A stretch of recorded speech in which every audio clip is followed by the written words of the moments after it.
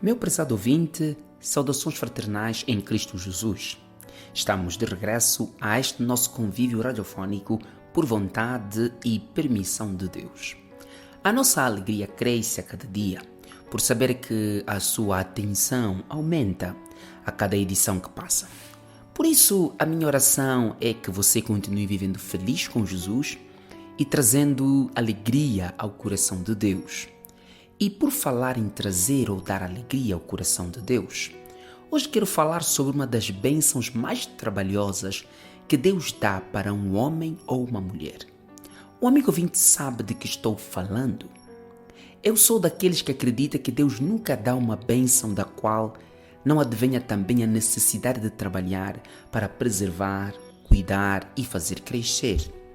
Eu quero falar hoje sobre a bênção de ter filhos. Quanto trabalho dá, não é mesmo? Por isso é uma bênção especial. Coisas especiais geram desafios especiais. Provérbios capítulo 10, versículo 1.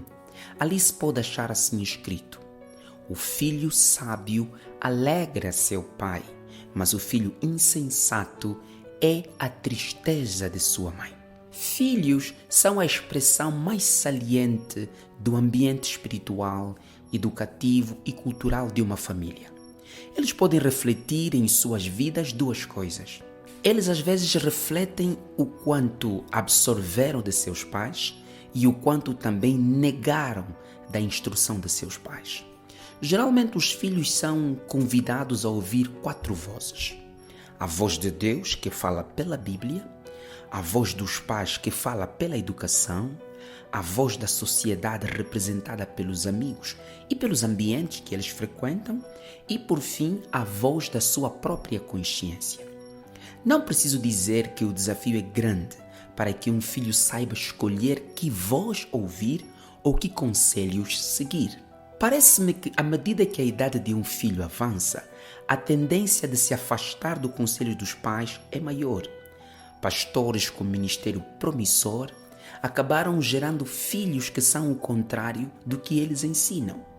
Diáconos, catequistas ou mesmo outros cristãos de boa reputação, por alguma razão vieram a ter filhos que são a escória da sociedade ou, em muitos casos, estes filhos causaram tanta vergonha a seus pais que até hoje muitos pais andam tomando remédios para controlo da tensão arterial por causa da loucura dos filhos.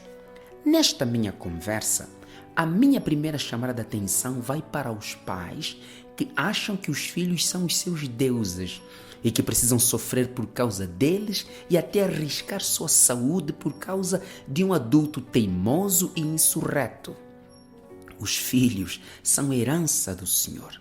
O pai deve fazer todo o esforço para salvar seus filhos da possibilidade de perdição social e espiritual. Mas nenhum pai deve achar que o seu sangue é que irá salvar seus filhos.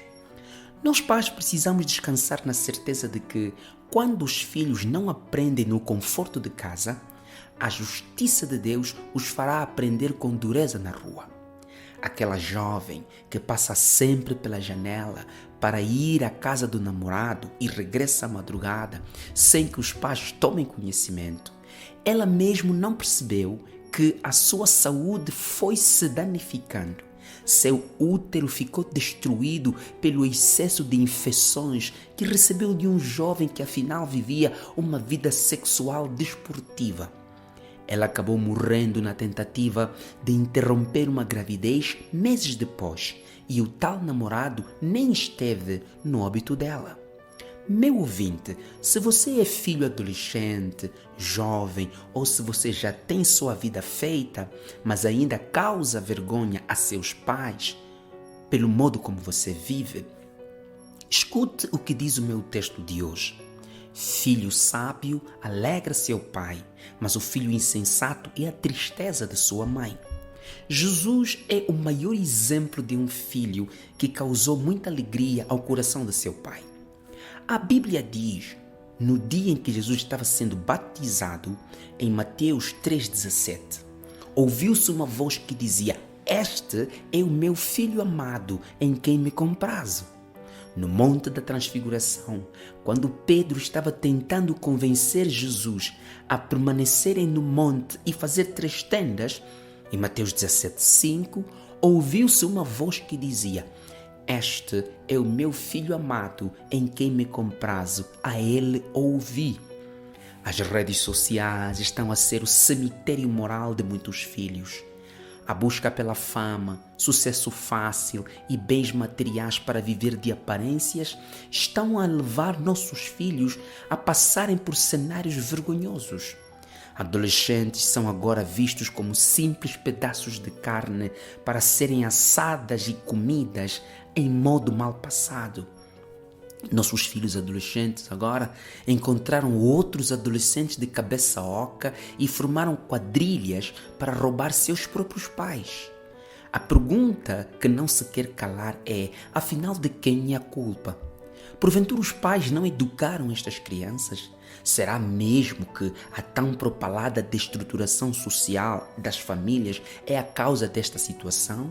Mas por que os sociólogos só falam da destruturação social quando um jovem rouba uma botija?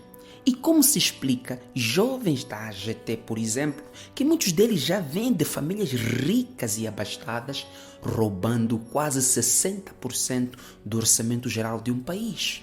Eu me arrisco a responder esta pergunta com a Bíblia. Provérbios capítulo 13, versículo 1. O filho sábio ouve a instrução do seu pai, mas o escarnecedor não atende à repreensão. Se um filho não encarar a repreensão de seu pai como a voz de Deus para a sua vida, este filho precisa saber que será órfão do favor divino. Um dos verbos mais abundantes na Bíblia é o verbo ouvir. Não acredito que haja um livro na Bíblia onde o verbo ouvir não esteja presente. E ali mora a doença da qual padecem nossos filhos. Eles não ouvem, e se ouvem, ignoram e depois sofrem a pena. Meu ouvinte filho, você precisa saber que antes de seu pai ser seu pai, Deus é seu pai primeiro. Adão e Eva morreram espiritualmente quando não ouviram a voz de Deus enquanto seu pai.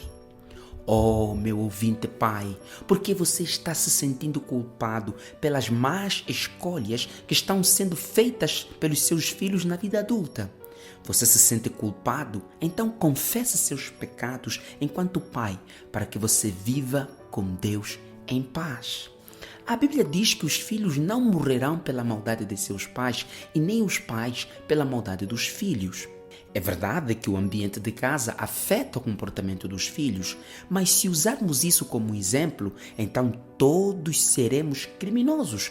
Todos nós já testemunhamos situações feias em nossas casas, mas não podemos usar a dor que a vida nos causa para fazer sofrer outras pessoas. Filhos andam bebendo com os pais nas festas de aniversário. Pessoas de meia idade andam ensinando suas filhas de 5 anos a dançarem como adultas, ou seja, a promiscuidade escondida dentro de muitos adultos andam a imputar sobre crianças inocentes. Minha ouvinte, você que é mãe jovem, saiba que a maldade já está no íntimo do coração da sua filha. Então, não queira estimular mais ainda este bicho que já mora dentro de cada ser humano. Exponha seus filhos e suas filhas ao que Deus disse, para que o risco de eles se perderem seja cada vez menor. Filho, pare de envergonhar seus pais. Saia da rua, volte para casa. Volta para a escola. Deixe este teu amigo de cabeça pequena. Oh, minha irmã mais nova, pare de se expor nas redes sociais e de andar de festa em festas. Não use sua beleza para resolver problemas da fome.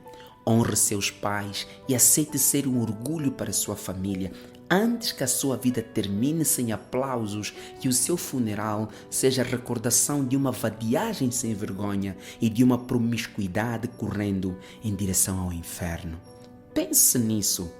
Viva feliz com Jesus. Fique com a bênção de Deus.